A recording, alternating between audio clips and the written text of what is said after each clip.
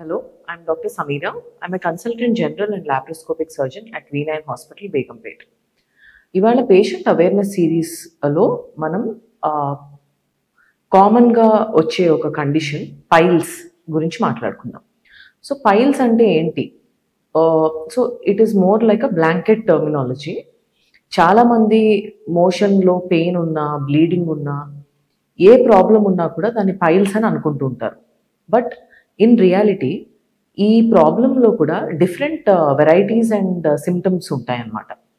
So దీంట్లో fissure ఉంటుంది, external piles ఉంటాయి అండ్ ఇంటర్నల్ హెమరాయిడ్స్ ఉంటాయి. సో ఈ మూడిట్లో ఏది ఉందనేది చాలా ఇంపార్టెంట్. ఎందుకంటే treatment depends upon the exact diagnosis. So అక్కడ ఏ సమస్య ఉన్నా కూడా పైల్స్ అని అనుకుని రకరకాల ట్రీట్మెంట్స్ ఆయుర్వేదిక్ కానీ వేరే హోమ్ రెమెడీస్ కానీ చేస్తూ ఉంటారు చాలామంది. దానివల్ల ఏమవుతుందంటే ప్రాబ్లం చాలా సివియర్ స్టేట్కి వచ్చే వరకు డాక్టర్ దగ్గరికి రాకుండా వాళ్ళ సొంత ట్రీట్మెంట్స్తో తగ్గించుకోవడానికి ట్రై చేస్తూ ఉంటారు. సో ఇవాళ నేను కొన్ని కామన్ మిత్స్ని బ్రేక్ చేస్తూ అసలు ఈ పైల్స్ ప్రాబ్లంతో బాధపడుతున్న వాళ్ళలో ఎలాంటి అండర్లయింగ్ ప్రాబ్లమ్స్ ఉండొచ్చు అనేది చెప్తాను. So the commonest of all is fissure in ano. So fissure అంటే ఏంటి అంటే మోషన్ వచ్చే ఏనల్ ఓపెనింగ్ దగ్గర ఒక క్రాక్ ఆర్ టేర్ అవ్వడాన్ని ఫిషర్ అని అంటాం. సో ఇది పైల్స్ సమస్యకి దీనికి సంబంధం లేదు. బట్ ఫిషర్ని కనుక చాలా రోజులు నెగ్లెక్ట్ చేసి వదిలేస్తే కనుక అదే పేషెంట్లో పైల్స్ డెవలప్ అయ్యే అవకాశం ఉంటుంది. సో ఈ ఫిషర్ ప్రాబ్లంకి చాలా మటుకు సర్జరీ లేకుండా కన్జర్వేటివ్ మేనేజ్మెంట్తో లైఫ్ స్టైల్ మోడిఫికేషన్స్తో మనం ట్రీట్మెంట్ చేయొచ్చు. ఆల్మోస్ట్ ఒక 25 to 30% ఆఫ్ ద పేషెంట్స్ ఎలాంటి సర్జరీ లేకుండా కంప్లీట్గా రెమిషన్లోకి వెళ్ళి వాళ్ళంతటి వాళ్ళే మేనేజ్ చేసుకునేటట్టుగా కొన్ని మోడిఫికేషన్స్ చేసుకోవడం వల్ల సర్జరీని కూడా అవాయిడ్ చేయొచ్చు. నెక్స్ట్ కేటగిరీ ఆఫ్ పేషెంట్స్ వచ్చేసి ఈ ఫిషర్తో పాటు ఒక సెంటినల్ పైల్ కానీ ఎక్స్టర్నల్ మాస్ ఒకటి డెవలప్ అయిన వాళ్ళు.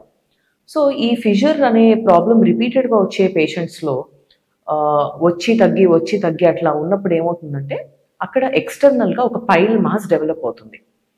సో ఇవి కూడా రిలేటివ్లీ కొంచెం హార్మ్లెస్. దీంట్లో ఫిషర్తో వచ్చే బ్లీడింగ్ మాత్రం అప్పుడప్పుడు కనపడుతూ ఉంటుంది.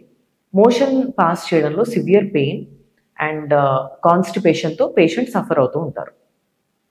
నెక్స్ట్ కేటగిరీ ఆఫ్ పేషెంట్స్ వచ్చేసి ఇంటర్నల్గా డెవలప్ అయ్యే హెమరాయిడ్స్. సో ఈ ఇంటర్నల్ హెమరాయిడ్స్ అనేవి యాక్చువల్లీ ఇంప్యూర్ బ్లడ్ని పోర్టల్ సర్క్యులేషన్ అంటే లివర్ వైపు తీసుకెళ్లే రక్తనాళాలు అనమాట. సో ఇవి ప్రతి ఒక్క పర్సన్లో హెమరాయిడల్ వెయిన్స్ అనేవి 11 o'clock, 5 o'clock అండ్ 7 o'clock పొజిషన్స్లో, అంటే క్లాక్ని ఇమాజిన్ చేసుకుంటే ఈ పొజిషన్స్లో ప్రతి ఒక్క పర్సన్లో నార్మల్గా కూడా ఉంటాయి. ఎప్పుడైతే పేషెంట్ చాలా రోజులు కాన్స్టిపేటెడ్గా ఉంటారో, స్టూల్ పాస్ చేసేటప్పుడు స్ట్రెయిన్ చేస్తారో, వాళ్ళలో ఈ హెమరాయిడ్స్ బల్జ్ అయ్యి బ్లీడింగ్ అండ్ పెయిన్ కాజ్ చేస్తూ ఉంటాయి. అప్పుడు వీటిని ఇంటర్నల్ హెమరాయిడ్స్ అంటాం. సో ఈ ఇంటర్నల్ హెమరాయిడ్స్ అనేవి అన్నిట్లోకి మోస్ట్ సీరియస్ సిచ్యువేషన్. ఎందుకు అనంటే దీంట్లో బ్లీడింగ్ అనేది కొంచెం ఎక్కువ క్వాంటిటీలో అవుతుంది. బ్లీడింగ్ దానంతర అదే స్టాప్ అవ్వడం కొంచెం డిఫికల్ట్ అవుతుంది. ఎందుకంటే ఇందాక మాట్లాడినట్టు ఈ హెమరాయిడల్ వెయిన్స్ అనేవి యాక్చువల్గా బ్లడ్ వెజల్స్ కాబట్టి వీటికి, అందులోనూ వెయిన్స్ అనే బ్లడ్ వెజల్స్లో బ్లీడింగ్ని కంట్రోల్ చేయడానికి వాటిలో మజిల్ తక్కువగా ఉంటుంది అనమాట ఆ బ్లడ్ వెజల్ వాల్లో. సో దానివల్ల బ్లీడింగ్ ఎక్కువ అవ్వడం వల్ల పేషెంట్స్ అనీమియాలోకి, అంటే రక్తం తగ్గిపోయి హీమోగ్లోబిన్ 7, 6, 5కి తగ్గిపోయిన వాళ్ళు కూడా చూస్తుంటాం. సో ఇట్లాంటి కేసెస్లో ఏమవుతుందంటే పేషెంట్ డాక్టర్ దగ్గరికి ఎంత ఎర్లీగా వస్తే అంత ఈజీగా దీన్ని మనం కరెక్ట్ చేయొచ్చు. ఈ హెమరాయిడ్స్ ఉన్నప్పుడు కూడా ఎర్లీ స్టేజ్లో grade 1, grade 2 హెమరాయిడ్స్ ఉన్నప్పుడు patient will not be able to know anything. ఎందుకంటే అవి బయటకి రావు, లోపల మాత్రమే ఉంటాయి హెమరాయిడ్స్. సో బ్లీడింగ్ అవుతోంది, అప్పుడప్పుడు పెయిన్ ఉంటుంది అని అనుకుంటారు, కానీ ఈ ఇంటర్నల్ హెమరాయిడ్స్ డెవలప్ అవుతున్నాయి అనేది చాలామంది పట్టించుకోరు. మళ్ళీ అట్లా కొంచెం ఫ్రూట్స్ ఎక్కువ తినడము, నాన్ వెజ్ అవాయిడ్ చేయడము, ఇట్లా వాళ్ళ సొంత ట్రీట్మెంట్స్తో అండ్ కొన్నిసార్లు over the counter stool softeners అవి వాడటం వల్ల కూడా ఈ సమస్య పెరిగి ఒక డిఫికల్ట్ సిచ్యువేషన్లో, అంటే ఈ హెమరాయిడ్స్ పూర్తిగా బయటికి డిసెండ్ అయిపోవడము, అంటే ప్రొలాప్స్డ్ హెమరాయిడ్స్ అంటాం, లేకపోతే హెమరాయిడ్స్ లోపల బ్లడ్ క్లాట్ అవ్వడము, ఇలాంటి కాంప్లికేటెడ్ ప్రాబ్లమ్స్తో కూడా పేషెంట్స్ ప్రెజెంట్ అవుతూ ఉంటారు.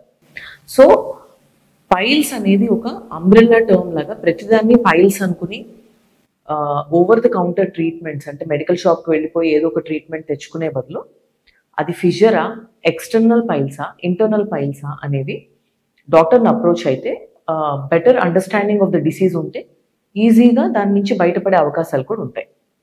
Most of the cases that land up in surgery are usually the ones that have been neglected for a long time.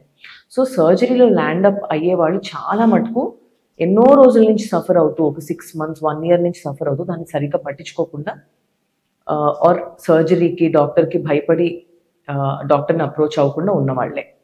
కాబట్టి ఎర్లీగా అప్రోచ్ అవ్వండి. And at V9 we have latest treatment options. We are doing laser surgery for fissures, hemorrhoids and also the external piles. So తక్కువ పెయిన్తో easy రికవరీతో surgery పూర్తి చేసే అవకాశం ఉంటుంది. Thank you.